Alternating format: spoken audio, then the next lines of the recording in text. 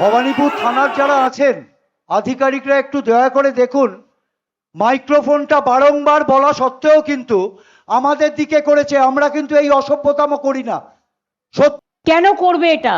ইলেকশনের কতগুলো রুলস আছে, তাহলে ওরাও যেদিন মিটিং করবে তোমরা পাল্টা লাগিয়ে দেবে, তখন পুলিশ খুলতে আসলে মেয়েদের ধরে এফআইআর করবে। এই দেখুন, সামনে চিৎকার করছে যাতে আমি মিটিংটা করতে না পারি। মা ভাই বোনেরা আমায় ক্ষমা করবেন, আমি আপনাদের সবার কাছে ক্ষমা চেয়ে নিচ্ছি। আমি কালকে এখানে র্যালি করে দেবো। আমি এই অসভ্যতামিটা করতে পারবো না, এটা খুব ইনসাল্টিং, এটা খুব হিউমিলিয়েশন। আমি আপনাদের নমস্কার জানিয়ে আমি বিদায় নিচ্ছি।